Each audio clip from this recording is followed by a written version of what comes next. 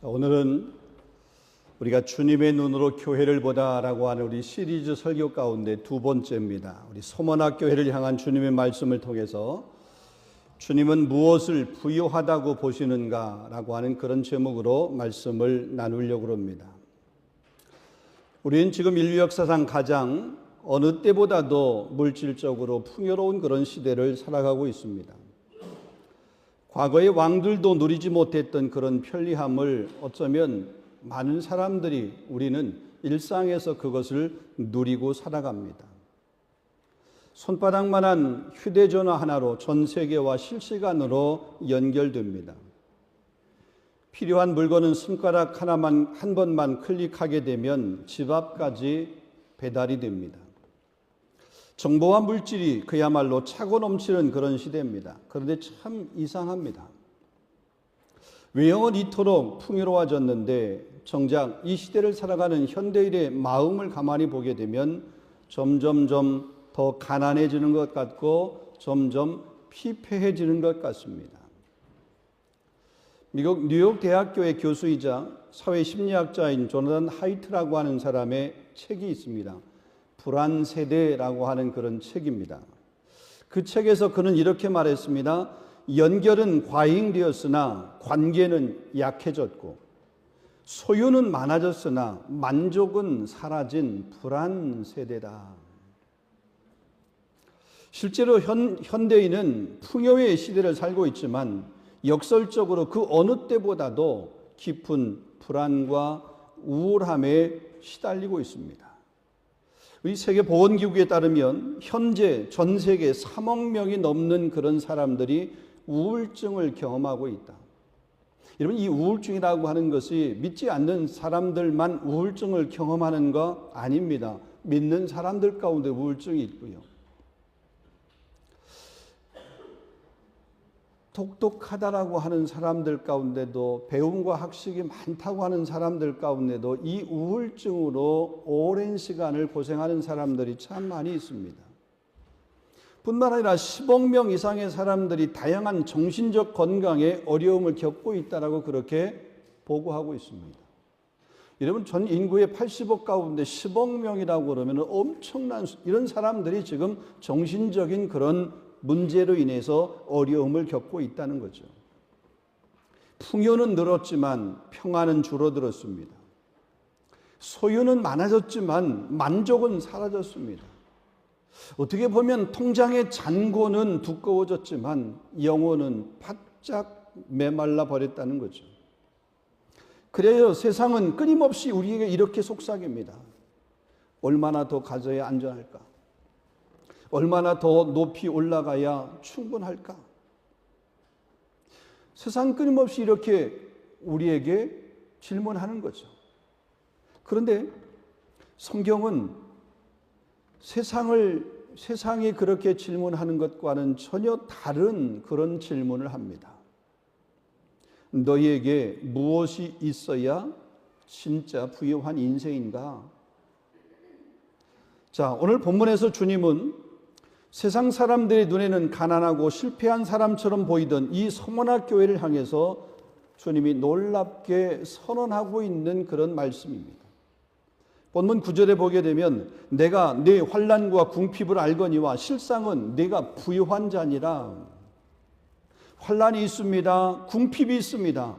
어떻게 보면 당장 먹고 살기 힘든 그런 처지입니다. 그런데 어떻게 이 교회를 향해서 부유하다라고 그렇게 일컬을 수 있는가? 부유하다라고 말할 수 있는가? 지금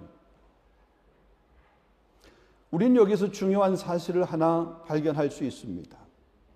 주님께서 말씀하시는, 주님께서 평가하시는 그 부유함의 기준과 우리가 평가하는, 우리가 생각하는 그 부유함의 기준이 같지 않다는 거죠. 다르다는 겁니다. 세상은 많이 가진 사람을 부유하다라고 말합니다. 높은 자리에 오른 사람을 성공했다라고 그렇게 말합니다. 그런데 주님은 이 서머나 교회를 향해서, 아니 서머나 교회는 높이 올라가지도 않았습니다. 많은 것을 소유하지도 않았습니다. 그냥 한마디로 가난한 교회입니다. 그런데 그 교회를 향해서 뭐라고 실상은 네가 부요하다. 그렇게 말씀하는 거죠. 왜 그랬을까요? 주님은 세상이 보지 못하는 것을 보았기 때문에 그렇습니다. 세상은요, 그들의 궁핍을 보았지만 주님은 그들의 믿음을 보았습니다. 세상은 그들의 고난을 보았지만 주님은 그들이 붙들고 있는 하늘 소망, 하늘의 유업을 보았습니다. 세상은 그들의 힘들어하고 있는, 때로는 그 고난 때문에 고통하고 있는 그 눈물을 보았지만 주님은 그럼에도 불구하고 끝까지 포기하지 않는 충성을 보신 겁니다. 그래서 오늘 본문은 우리에게 이렇게 묻습니다. 당신은 정말로 부유한 사람인가?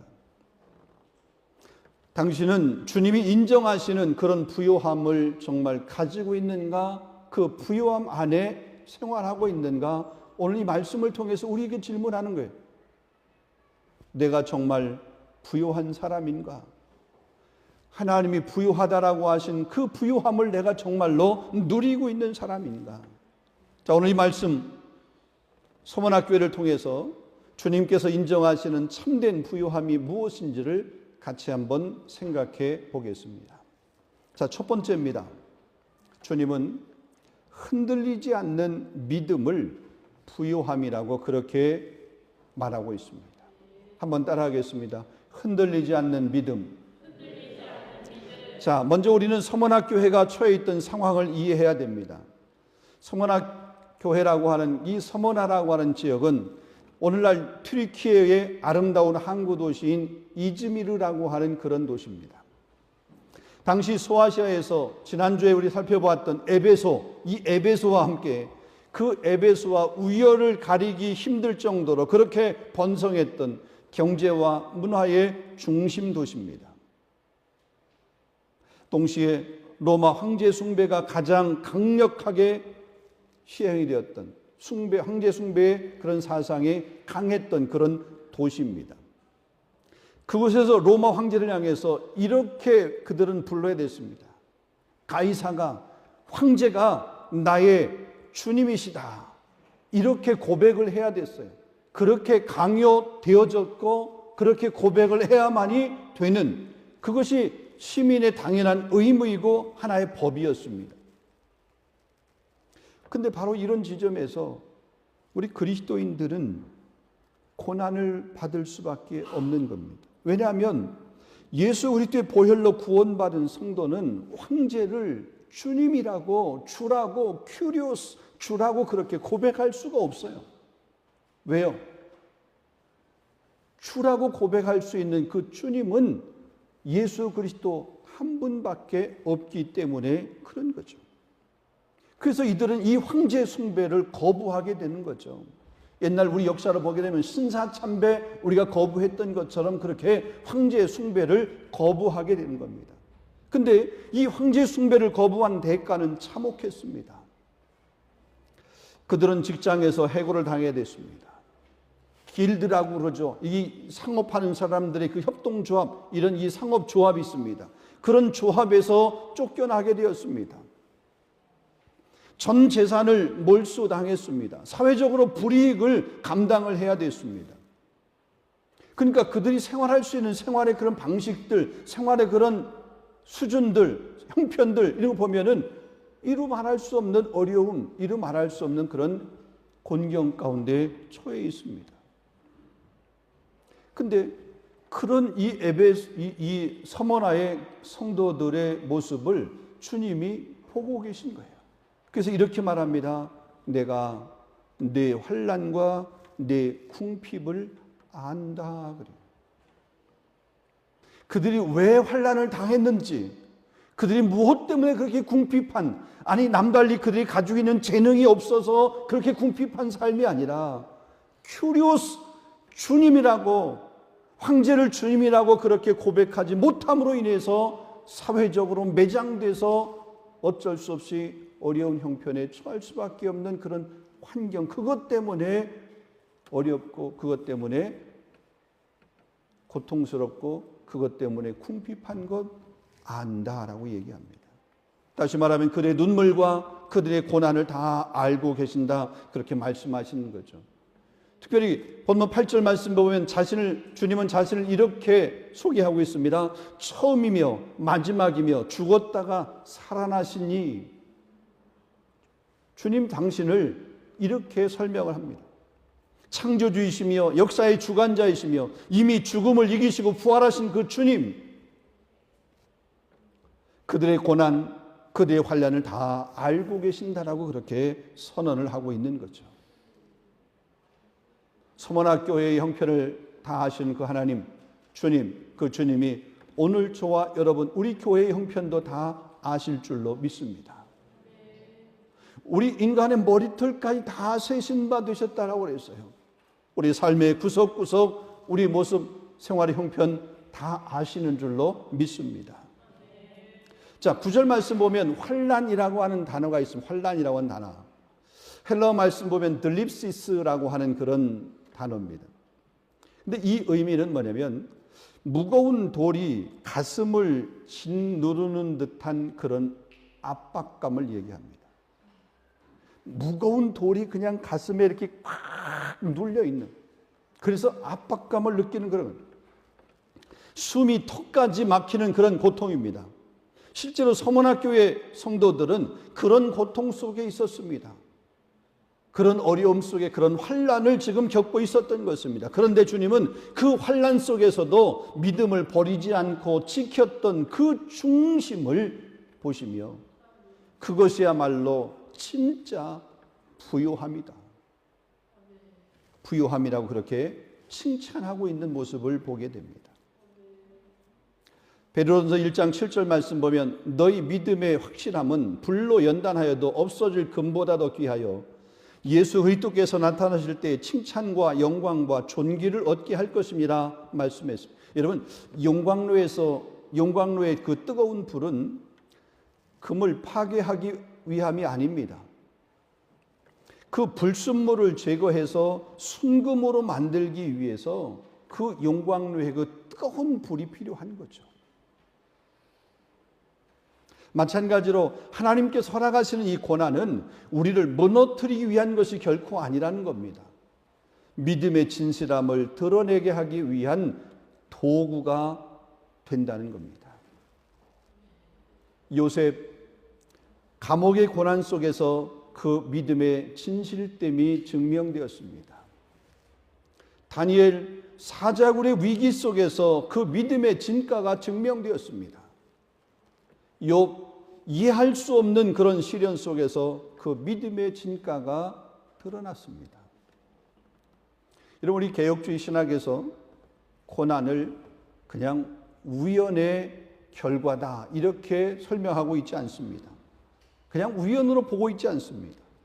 하나님의 섭리 안에서 우리의 믿음을 연단하는 과정, 그것을 고난이다 이렇게 우리 개혁주의 신학에서 보고 있는 거죠. 그래서 세상은 고난이 없고 편안한 상태만이 복이라고 말하지만 주님은 환난의 가운데서 타협하지 않고 끝까지 믿음을 지킨 사람을 향해서 네가 실상은 부요한 자다 그렇게 칭찬하고 있는 것입니다. 사랑하는 성도 여러분, 오늘 우리도 또 다른 형태의 서머나에 살고 있습니다. 우리가 발을 딛고 살아가는 이 프랑스, 또 이 유럽의 환경이 어떻습니까? 유럽 사회는 더 이상 황제 숭배를 우리에게 요구하거나 그것을 강요하고 있지는 않습니다. 그러나 세속주의와 인본주의는 끊임없이 우리에게 속삭입니다. 세상과 적당히 타협해라. 남들 다 하는데 그냥 너도 눈 한 번 딱 감고 그냥 살아. 굳이 그렇게까지 믿을 필요가 있겠느냐. 세상과 그렇게 다르게 살려고, 다른 사람과 그렇게 다르게 살려고 너만 그렇게 유독 유별나게 그렇게 하지 마. 이런 유혹들이, 이런 소리들이, 이런 환경들이 우리 주변에 얼마나 많이 있습니까? 그러나 주님은 세상에 동화되지 않는, 이 흔들리지 않는 믿음, 이것을 요구하십니다. 여러분, 주님이 부유하다고 칭찬하시는 그 흔들리지 않는 그 믿음이 어떤 믿음일까요?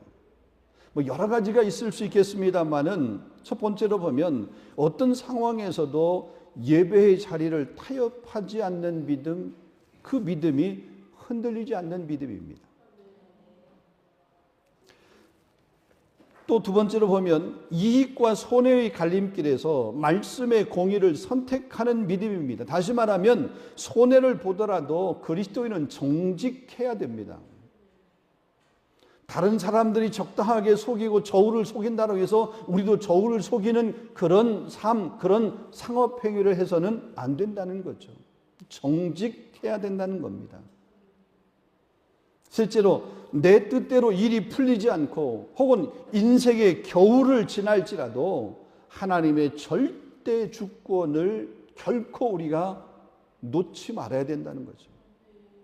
아니, 내 삶이 잘 될 때, 잘 풀릴 때는 하나님께서 내 삶을 주관하고 계시는구나, 그렇게 하나님의 주권을 그렇게 고백하고 인정하다가 뭔가 어려움을 만나게 됐어요. 일이 잘 안 풀려요. 열심히 하는데도 아직 그 일이 해결이 안 돼. 그러면 하나님의 그 주권을 인정하지 않고 의심하는, 불신하는 그런 모습들이 있다는 거죠. 여러분, 서문학교회처럼 사방이 막히고 숨이 막히는 상황 속에서도 처음과 마지막이 되신 그 예수님이 내 인생을 결국 합력하여 선을 이루게 하실 줄로 믿는, 그래서 내 삶의 모든 주권이 하나님의 손에 있다, 주님의 손에 있다라고 하는 이런 믿음, 이 믿음을 가지고 살아갈 수 있기를 주님의 이름으로 축원합니다. 우리가 세상과 다른 이 거룩한 길을 걷게 될 때는 우리가 외로울 수 있습니다. 때로는 손해를 보는 그런 삶을 우리가 맞닥뜨려지기도 합니다. 그렇지만 주님은 이 세속화의 현장에서 우리가 눈물로 지켜낸 그 흔들리지 않는 믿음을 세상의 그 어떤 보화보다도 더 귀하게, 더 가치 있게, 그 믿음이야말로, 그 결단이야말로, 그 결심이야말로, 그 삶이야말로 부유한 삶이다, 부유하다라고 그렇게 인정해 주십니다. 이 흔들리지 않는 믿음으로 실상은 내가 부유한 자라고 하는 그런 인정을 받을 수 있는 저와 여러분, 우리 모두가 될 수 있기를 주님의 이름으로 축원합니다. 자, 두 번째입니다. 자, 주님은 세상이 빼앗지 못할 하늘의 유업을 부유함이라 그렇게 말하고 있습니다. 자, 본문 9절 말씀을 봅니다. 9절 말씀. 내가 네 환난과 궁핍을 알거니와 실상은 내가 부유한 자니라. 여기 궁핍이라고 하는 단어가 있습니다. 이 궁핍이라고 하는 단어가 그냥 단순히 생활이 어려운 정도가 아닙니다. 헬라 원어에 보게 되면 푸토케이아, 이거는 뭐냐면 모든 것을 다 잃어버린 절대 빈곤의 상태를 얘기합니다. 앞에서도 말씀드렸습니다. 그들이 자신의 전부를, 자기의 전부를 잃어버린 원인이 무엇입니까? 게을러서요? 능력이 부족해서요? 열심을 안 냈기 때문에? 아니에요. 황제를 주라고 부르라고 하는 이 황제 숭배를 거부했기 때문. 나의 주인은 주님 한 분인데 그 주님을 주님이라고 불러야 되는 삶인데 그것을 못하게 만든, 그리고 황제를 주님이라고 불러야 되는 그걸 거부했기 때문에 그런 것 아니에요. 타인의 도움 없이는 단 하루도 생존할 수 없는 그런 상태를 얘기하게 되는 거죠. 이 서문학교의 성도들, 예수를 믿는다고 하는 그런 이유로 실제로 직장도 잃었고요, 재산도 빼앗겼고요, 사회적으로도 배척을 당하게 되었고, 사람과 사람과의 관계 가운데서도 순교자가 된 것처럼 사람과의 관계가 끊어지게 된 거예요. 오늘날 우리가 이슬람권에서 예수를 믿게 된 그런 사람들이 가족 공동체, 그 공동체에서 추방되는 것처럼 서문학교의 성도들도 신앙 때문에 삶의 기반 자체를 잃어버리게 되었습니다. 사람들의 눈에는 실패자처럼 보였습니다. 사람들의 눈에는 낙오자처럼 보였습니다. 사람들의 눈에는 저 사람은 루저야 그냥. 그러나 주님의 평가는 정반대였습니다. 실상은 내가 부유한 자다. 이런 칭찬을 받은 거죠. 왜 그렇습니까? 그들은 땅의 것은 잃었지만 하늘의 것을 잃지 않았기 때문에 그렇습니다. 재산은 빼앗길 수 있었습니다. 직장은 잃을 수 있었습니다. 사람들의 인정도 그들에게서 사라질 수 있었습니다. 그러나 예수 그리스도는 빼앗길 수 없었습니다. 구원의 은혜는 빼앗길 수 없었습니다. 주님은 바로 그것을 보신 거죠. 여러분, 예수님께서도 누가복음 12장에서 같은 교훈을 우리에게 주셨습니다. 한 부자가 한 해 농사를 했습니다. 근데 농사를 했는데 대풍년이 들었어요. 그 풍년이 들어서 그 수확한 것을 창고에다가 이렇게 좀 쌓으려고 하다 보니까 창고가 부족해요. 그래서 창고를 쌓아둘 그 창고를 더 크게 짓고 또 그 곡식을 가득 채워놓고 이 부자가 이렇게 말합니다. 내 영혼아, 내가 여러 해 쓸 물건을 많이 쌓아두었으니 이제는 평안히 쉬고 먹고 마시고 즐기자. 이렇게 이 부자가 그렇게 말합니다. 창고는 가득했습니다. 미래는 든든해 보였습니다. 그런데 그때 하나님이 뭐라고 말씀하십니까? 어리석은 자여, 오늘 밤에 내 영혼을 도로 찾으면 네가 그렇게 창고를 짓고 그렇게 많이 쌓아두고 여러 해 먹으려고 그렇게 보관해둔 그것이 누구 것이 되겠느냐 책망을 합니다. 왜 그렇습니까? 그는 물질은 풍성했지만 하나님께 대하여는 가난했기 때문에 그렇습니다. 많이 가진 것이 부유함이 아니라 하나님 안에서 풍성한 것이 진짜 부유함이라는 것이죠. 오늘날 우리는 무엇을 기준으로 부유하다라고 생각을 합니까?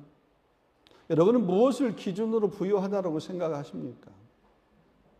좋은 집을 가지고 있으면, 안정된 직장을 가지고 있으면, 남달리 물질을, 재물을 많이 소유하고 있으면, 아니 사회적으로 성공했으면 이런 것들을 부유함의 기준으로 생각합니다.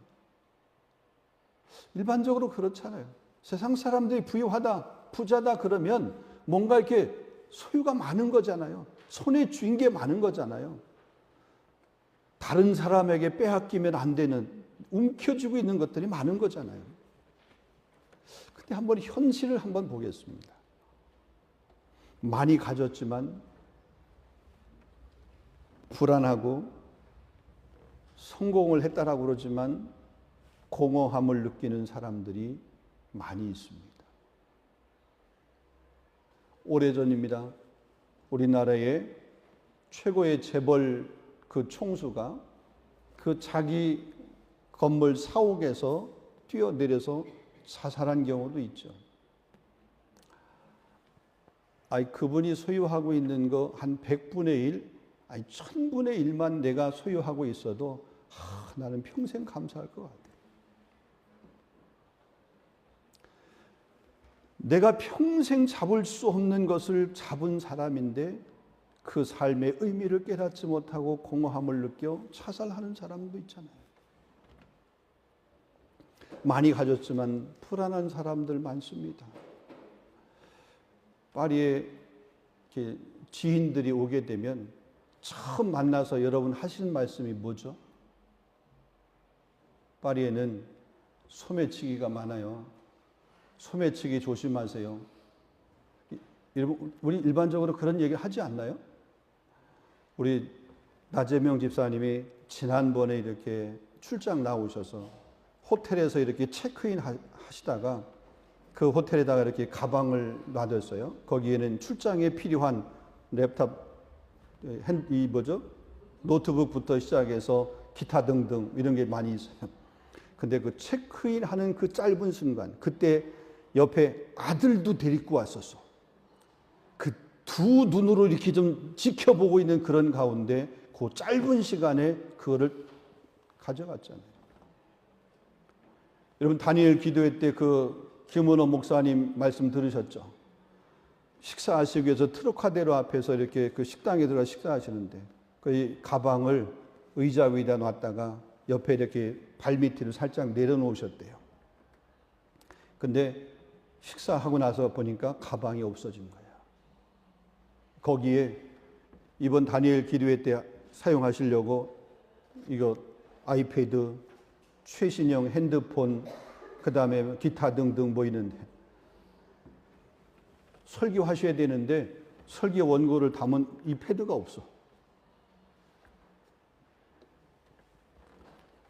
근데 여러분 아무것도 없으면 도둑이 왔다가 불쌍해서 우리한테 지금 적선하고 가지 않겠어요? 우리 많이 소유한 것 어쩌면 그게 소유가 더 불안일 수도 있습니다. 반면에 가진 것이 많지 않아도 감사가 넘치는 사람이 있습니다.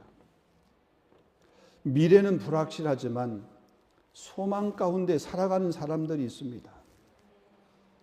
주님은 이런 사람을 향해서 실상은 내가 부유한 사람이다. 인간적으로는 가진 게 없어. 어떻게 보면 미래에 대한 그런 불확실함 가운데 있어. 그렇지만 그럼에도 불구하고 소망 가운데 살아가는 천국의 그 유업을 붙들고 살아가는 이런 사람들에게 당신이 정말로 부유한 사람이야. 그렇게 인정을 해 주신다는 거죠. 에베소 1장 3절 말씀이 이렇게 말합니다. 그리스도 안에서 하늘에 속한 모든 신령한 복을 우리에게 주시되 또 베드로전 1장 4절도 말합니다. 썩지 않고 더럽히지 않고 쇠하지 않은 유업을 잊게 하시나니 우리는 하나님의 자녀입니다. 아멘. 예수의 피로 죄사함을 받았습니다. 영원한 생명을 얻었습니다. 여러분 썩지 않고 더럽지 않고 쇠하지 않는 하나님 나라를 상속받은 후사입니다. 생각해 보십시오. 여러분 이것보다 더 부유함이 어디 있습니까? 이 우주보다 크신 그리스도를 모시고 살아가는 사람이 어찌 가난한 자이겠습니까? 그래서 참된 부유함은 얼마나 많이 가졌는자가 아니라 누구를 붙들고 살아가느냐에 달려 있습니다. 궁극적으로 내가 누구에게 속해 있느냐에 달려 있다는 거죠. 그렇다면 하늘의 유업을 소유한 사람은 어떻게 살아야 됩니까? 이 땅의 소유의 인생을 걸어서는 안 됩니다. 그냥 나그네로 당당하게 살아가야 됩니다. 더 나아가서 받은 것을 하나님 나라를 위해서 흘려보낼 수 있어야 됩니다. 물질과 시간과 재능이 내 것이 아니라 하나님께서 맡기신 것임을 알기에 때로 그것을 가지고 교회를 위해서 복음을 위해서 선교를 위해서 영혼을 섬기는 일을 위해서 기쁨으로 사용해야 된다는 거죠. 이것이 하늘의 유업을 아는 사람들의 삶의 모습입니다. 성도 여러분, 주님은 세상 물질이 많고 적음을 보고 부유하다 말하지 않으셨습니다. 예수 그리스도를 소유한 사람, 복음의 가치를 아는 사람, 하늘의 유업을 바라보며 살아가는 사람, 이런 사람을 향해서 실상은 내가 부유하다 그렇게 말씀하셨습니다. 여러분 이런 부유한 사람이 될 수 있기를 주님의 이름으로 축원합니다. 마지막 한 가지 세 번째입니다. 주님은 끝까지 충성하는 삶을 부유하다고 보십니다. 한번 따라하겠습니다. 충성하는 삶. 네, 충성하는 삶을 보시는 거죠. 자, 본문 10절입니다. 내가 장차받을 고난을 두려워하지 말라. 볼지어다 마귀가 장차 너희에게 몇 사람을 옥에 던져 시험을 받게 하리니 너희가 10일 동안 환난을 받으리라. 내가 죽도록 충성하라. 그리하면 내가 생명의 관을 내게 주리라. 여러분 이것이 서문학교회를 향한 주님의 마지막 권면, 마지막 명령입니다. 그런데 놀라운 사실이 있습니다. 이 고난을 받고 있는 이 서문학교회를 향해서 주님이 그 고난을 즉시 없애주겠다, 그 고난이 속히 사라지게 하겠다 이렇게 약속하지 않으셨습니다. 오히려 더 큰 시험이 다가올 것을 말씀하셨습니다. 아니 성도의 삶인데 하늘 소망, 하늘 유업을 기대하며 살아가는 흔들리지 않는, 변치 않는 그런 믿음을 가지고 살고 있는 그런 사람인데, 이 사람들에게 그 고난이 좀 빨리 지나가게 하고 비껴가게 하고 그 고난이 피해질 수 있도록 환경을 좀 하나님께서 확 뒤집어 엎어야 되는데, 그렇게 하지 않으시고 오히려 더 큰 시험이 다가올 것이라고 그렇게 말씀합니다. 감옥에 갇히는 환난이 있을 것이다. 10일 동안 환난을 받게 될 것이다 그랬습니다. 여러분, 이 10일 동안이라고 하는 말은 그 고난의 기간이 딱 10일, 길이로 보면 짧다 이런 의미가 아닙니다. 하나님이 정하신 한정된 시간, 고난에도 하나님이 정하신 그런 한계 기간이 있다라고 하는 그런 말이며, 그래서 사탄도 하나님이 허락지 아니하시면 역사할 수 없습니다. 환난도 마찬가지입니다. 그 환난도 하나님의 주권을 벗어날 수가 없습니다. 그렇게 성도는 고난 때문에 절망하는 사람이 아니라 그 고난 가운데서도 하나님의 주권을 신뢰하는 사람입니다. 자, 그런데 주님은 그 환난에서 도망치라고 말씀하지도 않았어요. 또 그 고난 가운데서 타협하라, 그 고난과 타협하라, 고난을 당하지 않기 위해서 타협하라, 그렇게 말하지도 않았습니다. 아니, 세상을 갈아엎어가지고 그 고난의 환경을 확 바꾸어서 평안의 환경으로 그렇게 바꾸지도 않으셨습니다. 오직 그 상황 가운데서 명령한 것이 있어요. 죽도록 충성하라. 우리의 상식으로 보면 이해가 잘 안 돼요. 어떻게 그럴 수 있지? 바꿔주셔야 되지 않을까? 이거 아닌데? 우리는 그렇게 생각하죠. 근데 오늘 본문 말씀 보니까 서문학교회를 향해서 그런 환경 가운데 있는 더 큰 환난이 오게 되고 10일 동안 그런 일들을 당하게 되고, 근데 뭐예요? 하나님의 말씀, 주님의 그 명령은 뭐예요? 죽도록 충성하라 이거예요. 끝까지 믿음을 가지고 끝까지 주님을 붙들고 끝까지 맡겨진 사명을 감당하고 그 사명의 자리를 지키라는 겁니다. 여러분, 이 말씀은 단지 그냥 서문학 교회가 들었던 그런 명령, 그냥 서문학 교회에게 던져준 그런 명령이고 서문학 교회는 그걸 듣고 그냥 들은 것으로 그냥 끝난 그런 것이 아닙니다. 실제로 이 서문학 교회는 죽도록 충성하라고 하는 주님의 말씀을 삶으로 살아낸 사람이 있습니다. 우리가 잘 아는 서문학 교회의 감독이었던 폴리캅 감독이라는 분입니다. 사도 요한의 제자였던 그가 추후 155년 서문화에서 거센 그 박해가 몰아쳤을 때 85세의 고령의 나이로 로마 군인에게 체포가 되었습니다. 이제 체포되어서 화형대 앞에 서게 되었습니다. 로마의 그 총독이 이 폴리캅에게 자비를 베풀어서 이렇게 이야기합니다. 지금이라도 황제 숭배한, 그래서 그 황제가 가이사라가 주님이다라고 하는 그런 고백을 한 번만 그렇게 하게 되면 당신은 살려주겠다, 그렇게 회유를 하는 거죠. 그렇게 말하는 겁니다. 그때 폴리캅이 이렇게 고백을 합니다. 지난 86년 동안 주님은 나를 단 한 번도 버리지 않으셨는데 내가 어찌 나의 왕이신 주님을 부인할 수 있겠어요? 그러고 그는 그렇게 말하고 결국 화형장에 화형되었습니다. 세상의 눈으로 보면 비참하게 불타 죽은 패배자의 모습입니다. 그러나 하늘의 관점에서 보면 그는 패배자가 아니라 그는 승리자였습니다. 성도 여러분, 오늘 우리에게는 이런 순교의 불길이 우리에게 요구되지 않습니다. 그러나 우리에게도 요구되어지는 것이 하나 있습니다. 날마다 충성이 요구되어집니다. 예배를 지키고 말씀을 붙들고 가정을 세우고 맡겨진 사명의 자리를 끝까지 감당하는 이 충성, 우리가 화형대에서 화형당하라고 하는 것 아닙니다. 하나님을 예배하는 예배의 자리를 끝까지 지키는 것, 우리가 다른 그 어떤 것이 아니라 내 삶의 기준이 하나님의 말씀, 이 말씀이 내 삶의 기준이 되어서 살아가는 것, 그래서 내 가정을 세울 뿐만 아니라 내게 맡겨진 그 사명의 자리에서 충성하는 것, 끝까지 충성하는 것. 근데 우리가 살아가고 있는 이 세상은 우리에게 끊임없이 사회와 타협하라고 요구하잖아요. 그렇게까지 할 필요가 뭐가 있냐. 너만 유독 유별나게 그렇게 하지 말라 얘기하잖아요. 그냥 세상과 조금만 타협하게 되면 편안할 텐데 뭘 그렇게 사서 고생을 하느냐. 우리에게 끊임없이 그렇게 속삭이고 미혹하고 있잖아요. 그러나 주님은 오늘도 우리에게 말씀합니다. 세상과 타협하는 삶이 아니라 죽도록 충성하라. 끝까지 충성하라. 그것을 우리에게 말씀하고 있습니다. 주님 우리에게 성공을 약속하지 않았습니다. 그러나 충성하는 자에게 생명의 관을 주시겠다고는 분명히 약속했습니다. 세상의 성공을 붙잡으시렵니까? 생명의 관을 붙잡으시렵니까? 말씀했도록 하겠습니다. 지난 시간 살펴보았던 에베소 교회, 주님이 보시는 것이 무엇인가?